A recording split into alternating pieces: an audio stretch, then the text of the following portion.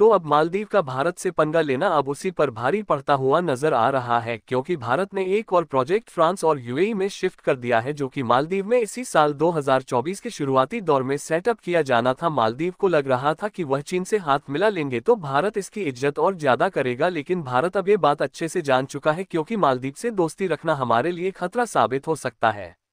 और मालदीव के राष्ट्रपति मोहम्मद मुहिजू में चीन के साथ मिलकर भारत के खिलाफ जो एग्रीमेंट किए हैं, भारत उसका दाम निकलने में कोई भी कसर नहीं छोड़ने वाला। और जो प्रोजेक्ट और इंफ्रास्ट्रक्चर मालदीव में तैयार किया जाना था, मालदीव को सबक सिखाने के लिए उसको अन्य देशों में स्विफ्ट किया जा रहा है। यह मालदीव के लिए काफी यूजफुल होने वाला था, क्योंकि इससे मालदीव की इकोनॉमी में बहुत बड़ा फायदा होने वाला था।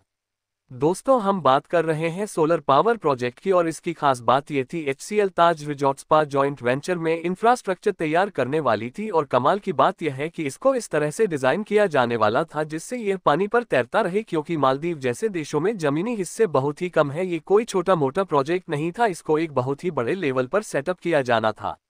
और भारत की कंपनियों ने इसके लिए लार्ज अमाउंट इन्वेस्टमेंट पहले से बचा रखी थी, लेकिन मालदीव के राष्ट्रपति मोहम्मद मुहिजू ने चीन से हाथ मिला लिया है। तो भारत इस प्रोजेक्ट को यूएई और फ्रांस में भेजने का फैसला बना लिया है। पूरी डेवलपमेंट क्या है इस वीडियो में समझते हैं। मालदीव के खिलाफ भारत का शानदार कदम के लिए इस वीडियो को एक लाइक और चैनल को सब्सक्राइब जरूर करें। असल में हुआ यह है कि जब मालदीव में भारत के खिलाफ चीन के साथ मिलकर खिचड़ी पकाना शुरू कर दिया है, तो भारत भी मालदीव को ठिकाने लगाने की कोई कसर नहीं छोड़ेगा। और जो भारत ने मालदीव के लिए इन्वेस्टमेंट प्लान किया था, अब उसी इन्वेस्टमेंट से दूसरे देशों में बड़े लेवल पर प्रोजेक्ट स्टार्ट किए जा रहे हैं।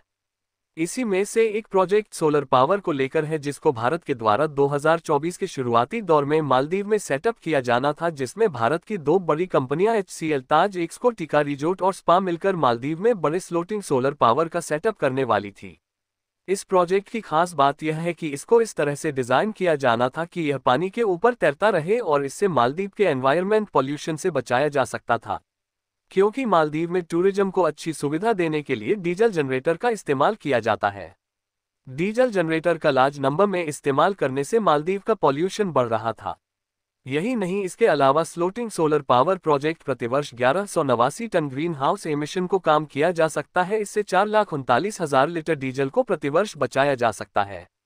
जब से मालदीव के राष्ट्रपति चीन से मिले हैं, तो सैनिकों को निकालने के लिए 35 दिन का समय दिया है।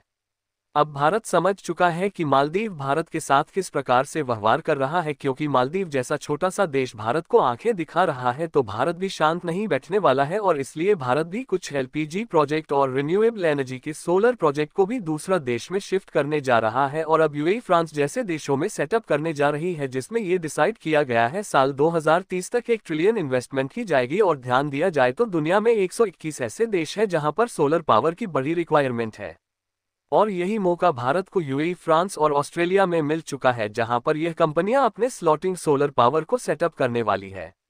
और देखा जाए तो श्रीलंका में LPG गैस की डिमांड बहुत ही ज्यादा है, और भारत के लिए कमाल की बात यह है, पुणे गैस LPG प्रोजेक्ट को श्रीलंका की एक कंपनी के साथ जॉइंट वेंचर में सेटअप करने वाली है। इसके अलावा भी पुणे गैस में इस प्रोजेक्ट को इंटरनेशनल अन्य देशों में भी ले जाने वाली है, क्योंकि पुणे गैस नेचुरल गैस को LPG में कन्वर्ट करने की टेक्नोलॉजी मौजूद है। और भारत की यह कंपनी अपनी टेक्नोलॉजी और भी ज्यादा बढ़ाने पर फोकस कर रही है, यहां तक कि भारत में कुछ दिनों पहले ही यूएई के साथ FTA free trade agreement sign कर लिया है। और इस समय भारत को यूएई जैसे बड़े देश को फ्री ट्रेड मार्केट एक्सेस मिल चुका है, जहां पर हम प्रोडक्ट को ड्यूटी फ्री इंपोर्ट और एक्सपोर्ट कर सकते हैं। और भारत ने अपने प्रोडक्ट के क्वालिटी की वजह से मिडिल ईस्ट के सभी देशों में इस तरह से पहचान डेवलप की है। इससे भारत की कंपनियों को एक बड़ी मात्रा में प्रोजेक्ट मिलना शुरू हो चुका है। आपको बता दें कि final year 2023 Indian solar cells $628 million के करीब था, जबकि साल 2022 में केवल $54 के आसपास था।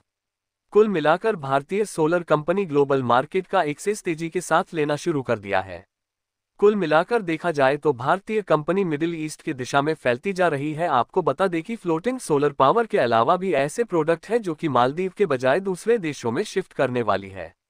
और भले ही चीन मालदीव की मदद करने को कहा है, लेकिन भारत जिस तरह से मदद करता था उस तरह से चीन मदद नहीं करने वाला। बाकी आपको क्या लगता है, भारत जिस तरह मालदीव की टूरिज्म इंडस्ट्री संभाले हुए था, क्या चीन इतने टूरिज्म को मालदीव भेज पाएगा या नहीं? अपनी राय कमेंट में जरूर बताएं। भारत के शानदार कदम के लिए वीडियो को एक लाइक कर दीजिए और अपने मित्रों तक शेयर करें ताकि उन्हें भी जानकारी मिल सके।